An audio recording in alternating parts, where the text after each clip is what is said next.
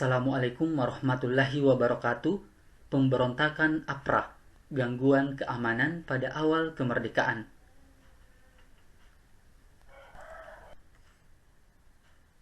Apa itu pemberontakan APRA? Ratu Adil adalah mitologi yang sakral di dalam masyarakat Indonesia. Ratu Adil berasal dari ramalan Jayabaya, yaitu pemimpin yang akan memerintah rakyat dengan adil dan bijaksana, sehingga keadaan akan aman dan rakyat menjadi makmur sejahtera. Namun, bagaimana jika mitologi tersebut justru dijadikan sebagai salah satu propaganda politik, seperti yang dilakukan oleh Westerling beserta Angkatan Perang Ratu Adilnya, APRA? Dengan menggunakan embel-embel Ratu Adil, Westerling mencoba mencari simpati rakyat untuk melakukan pemberontakan terhadap pemerintah Republik Indonesia. Salah satu sejarah yang tidak bisa kita lupakan sebagai bangsa Indonesia adalah peristiwa pemberontakan APRA, singkatan dari Angkatan Perang Ratu Adil pada tanggal 23 Januari 1950. Pemberontakan ini berlangsung di bawah pimpinan mantan Kapten Knil Raymond Westerling, sekaligus mantan komando pasukan khusus Knil. Kelompok ini masuk ke dalam kota Bandung dan menyerang orang-orang yang berseragam TNI.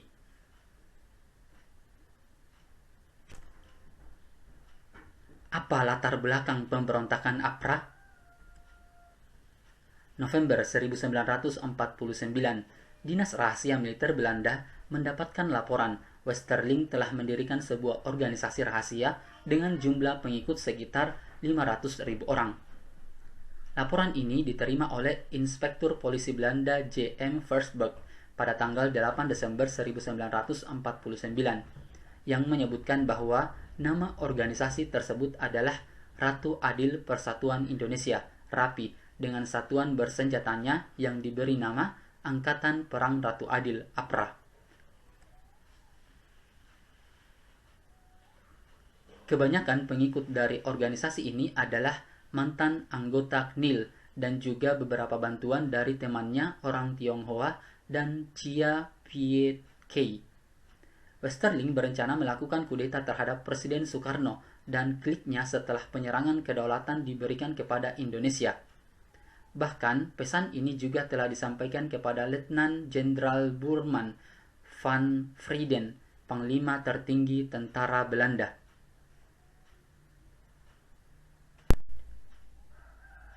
Jenderal van Frieden memiliki tanggung jawab atas kelancaran penyerangan kedaulatan pada tanggal 27 Desember 1949 dan memperingatkan Westerling agar tidak melakukan tindakan tersebut. Tetapi van Frieden tak segera memerintahkan penangkapan Westerling. Tujuan utama dari Westerling adalah untuk mempertahankan bentuk negara federal Pasundan di Indonesia serta menginginkan adanya tentara sendiri pada tiap negara bagian Republik Indonesia Serikat. 5 Januari tahun 1950, Westerling mengirim surat pada pemerintah RIS yang berisi ultimatum menuntut pemerintah RIS menghargai negara bagian Pasundan serta pemerintah RIS harus mengakui APRA sebagai tentara Pasundan. Kegelisahan muncul di kalangan RIS dan pihak Belanda, terutama Dr. H.M. Hirschfeld yang baru tiba di Indonesia. Kabinet RIS menghujani Hirschfeld dengan berbagai pertanyaan yang membuatnya menjadi sangat tak nyaman. Bahkan Belanda telah memerintahkan untuk menindak setiap pejabat Belanda yang berhubungan dengan Westerling. Kalian bisa lihat di gambar ini adalah potret Westerling.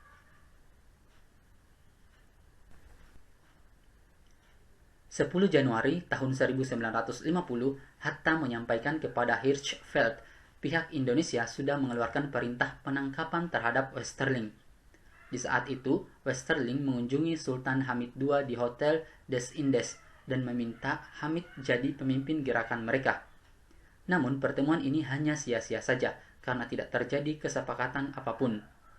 Pada akhirnya, Sultan Hamid II bergabung bersama APRA dan memiliki rencana untuk melakukan pembunuhan terhadap Sultan Hamengkubuwono ke-9 dan juga TB Simatupang. Westerling dan Sultan Hamid II beserta pasukannya yang merupakan bekas tentara Knil berencana melakukan penyerangan ke Jakarta.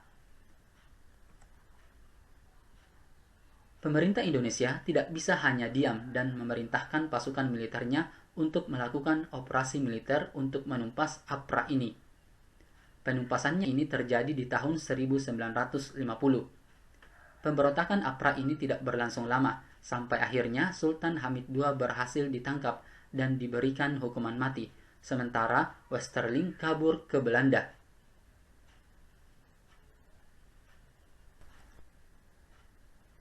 Apa dampaknya bagi Indonesia?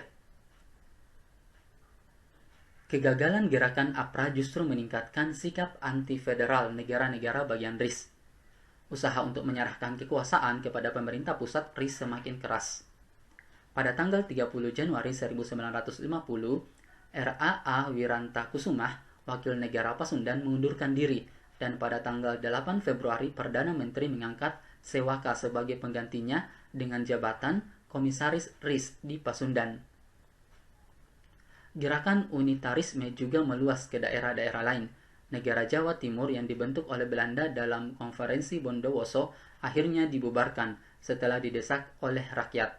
Selanjutnya, Gubernur Jawa Timur, Samidi Koen, pada tanggal 27 Februari mengeluarkan suatu instruksi kepada segenap residen, bupati, wali kota, serta aparat bawahannya dari bekas negara Jawa Timur agar menyerahkan pimpinan daerahnya masing-masing kepada pejabat Republik Indonesia yang telah ditunjuk sebelumnya. Di Sumatera Selatan, tuntutan unitarisme juga muncul dan mencapai puncaknya pada awal tahun 1950. Oleh karena itu, RIS harus menerima pembubaran itu. Pada 24 Maret 1950, pemerintah RIS meresmikan pembubaran negara Sumatera Selatan dan daerahnya dimasukkan ke lingkungan Provinsi Sumatera Selatan di bawah RI. Peristiwa unitarisme Sumatera Selatan kemudian disusul dengan pembubaran daerah istimewa Bangka, Belitung. Penyerahannya dilakukan pada tanggal 23 April 1950. Di Sulawesi Selatan, gerakan-gerakan menuju unitarisme mendapatkan tantangan dari golongan federal yang ingin mempertahankan negara Indonesia Timur atau NIT. Salah satu dampak langsung yang bisa dirasakan oleh bangsa Indonesia adalah gugurnya banyak tentara Indonesia. Pemberontakan ini juga membuat kondisi keuangan negara menjadi sedikit berantakan, dan juga terganggunya keamanan dari rakyat Indonesia. Namun ada juga dampak positif yang terjadi, yaitu peningkatan dari rasa saling memiliki, persatuan dan kesatuan dari seluruh masyarakat Indonesia kala itu.